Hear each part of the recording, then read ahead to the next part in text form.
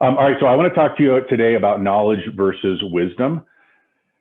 And what's interesting, I was kind of going back and was reviewing some of my notes from back in COVID. And there were 5 things that I sort of pulled from that experience. Number one, we always have to have a crisis plan, always, okay? Because we never know when a crisis is coming. It's interesting. I think back in 2008, that was a crisis. I think about, but at least we probably should have known. Maybe we didn't know, but we probably should have known it was coming, right? COVID, probably not so much. Nobody knew that was coming. But we're sort of at the top of the market again, and frankly, we'd be sort of a little ridiculous if we didn't acknowledge that which goes up ultimately will come down. So, we're likely to see another quote unquote crisis. God forbid it be as bad as the previous 2, but have the plan, right? Number one. Number 2, we really looked into saying, hey, we should do an annual valuation of our company, individual agents company every single year, just to make sure that you're making really good decisions, right? So that you can cut as you grow, which is number 3. Because just because things that you had in place before doesn't mean that you should always do it, right? Those are the sacred cows that they talk about, right? And then there's this thing called A/B testing, and we said, hey, it needs to be an ABC testing, meaning everything that you do, don't just do 1, try 3 and figure out which one is better. Carrie was just talking about it when it comes to social media. And then, of course, there's an 80-20 rule, which probably is now the 90-10 rule, which is you take 80% of your resources, 80% of your time, and you allocate them to the things that work always, period, end of story. If you want to test some new stuff, awesome. You take 20% and you test, always tracking to determine whether or not they're good, right? The difference between knowledge and wisdom.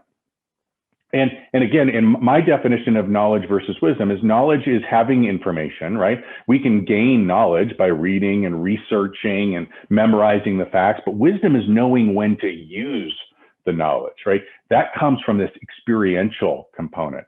And at this point, we've got some experience. If you don't have it, you can steal some of mine. I went to the School of Hard Knocks. It's just kind of how I was wired. I'm happy to share some of my bumps and bruises with you. But I don't know if you all saw, but I was reading, I think it came out yesterday afternoon. There was some, I'm going to back up here for just a second, because here's the truth of the matter. What concerns me is that there are a lot of people out in the space claiming to be wise. And if you allow them to control the narrative, then shame on us for allowing somebody else to tell a story. I want to read to you, there was an article last week that came out on Inman from an agent, and the title is 8 Bogus Questions Sellers Ask When Interviewing a Listing Agent. Now listen, I'm no rocket scientist here, but there were some of these questions I was like, well, why are those bogus, right? So, but I'll let you be the judge. I'll just read through these really fast. I love these. These are great. Number 1, bogus question. Can't believe that a seller would ask an agent if they can see their real estate license. Maybe. I guess we don't really carry them around with us, but I don't know. I would think that if I'm a seller and I hire an agent, I'd want to make sure that they have an active real estate license, but I don't know, maybe. Number 2, what's the average days on the market for your listings? What this writer is suggesting is that the average number of days it takes for you to put a property under contract and sell is irrelevant to the seller. Moving right along. Number 3, what is your list to sale price ratio? Irrelevant. How close you get to the list price is irrelevant to the seller. Okay. Number 4, where's your office located? Suggesting here that sellers don't care if you have an office or not. Okay. Where do you live? Last I checked, I'm just saying, last I checked, we teach and we want to dominate in our neighborhoods, I think, right? Because those are our neighbors. And okay, moving on. Number 6, have you sold in this neighborhood before? Literally, if you listen to any coach worth their salt, they will tell you that one of the primary conversations with a seller, or a buyer for that matter, is always your experience. Do you have experience selling this type of home or in this location? That's number 6. How long have you been an agent? Folks, it's irrelevant, according to this writer, how long you've been an agent. I might suggest that having gone through the Great Recession probably brought some wisdom. Having pivoted through COVID probably brought some wisdom, but not according to this. This is one of the 8 bogus questions. And last, but certainly not least, are you a full-time or a part-time agent? Suggesting that those of you who have committed your careers to real estate fully are no different than those who have this as a second or third job. So my question is this, right? If you believe that all those are true, I just want you to know, like, that's a pretty reputable publication. It's being sent out to hundreds of thousands, if not millions of people, and certainly it's being read. I mean, that's the talking points. So what do you do, right? How do you combat that? And so I want to go through a little bit. The reason this kind of triggered on me today was that the CFPB came out and said, hey, we have over 2.5 million homes that are currently in forbearance, and we're concerned about what that's going to mean to the foreclosure market. So what we're going to do is we're going to create some rules that are going to keep any of the homes in forbearance being foreclosed upon until December 31st of 2021. What that means is that the government is worried about a flood of listings hitting the market. And I might ask the question, why isn't that a good thing considering how low the inventory rates are? Don't we need more inventory? And while I foreclosure is horrible, I certainly don't mean to suggest that we want people to be foreclosed on, but what CFPB is doing is they're saying, hey, listen, we don't want the flood. And the truth of the matter is right now, interest rates are climbing, and ultimately that slows buyer demand. We haven't seen it in our contracts yet, but we're seeing it in the mortgage applications. Remember last week, down 32% year over year. The world is opening back up, right? When you open back up and these cities people are able to go out and go to restaurants and go to work and all those kinds of things, it's going to slow the demand for relocation that many of our markets have benefited from.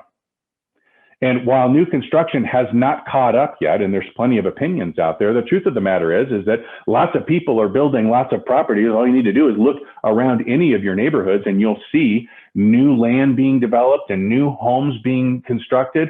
So it's certainly going to ease some of the challenges, sort of, right? It's catching up. And the current administration is certainly intent on using inflation to control that slowdown of the economy. And the truth is, if we flooded the market with inventory, then that would make it more challenging for them to do it. It might actually slow it down too much, right? So here's 5 things that you can be doing right now. Here are the tactical pieces. I'm sorry to just keep talking, but you guys need to understand the information. You need to know exactly what's going on, and you need to formulate your opinions, because if you don't have your own opinions, you have agents like this person who wrote the 8 bogus questions that become the experts. Can you imagine that somebody published this article, right? That writer must really know what they're talking about. So here are the 5 things. Number 1, call everyone you know who owns a home. Now is the time to sell, period, end of story. There's no argument about it. There are 2.5 million other homes that potentially could come on the market because of foreclosure that won't come on the market because of foreclosure in 2021, according to the CFPB. But that means that they'll be coming in 2022. So now is the time. Number 2, use RealVitalize. You're one of only 2 companies in the United States that has access to this. And just because people have equity in their home doesn't mean they have the time or money to be able to do the repairs necessary to get their property ready for sale, right? What a great opportunity to be the solution, and using RealVitalize is that solution. Number 3, target homes that are in forbearance. Folks, you've got Google. Get on Google. Figure out the best way to identify neighborhoods that might be at risk for forbearance or actual homes that maybe have missed a payment or so. Number 4, know your numbers better than buyers, better than your clients, better than your competitors.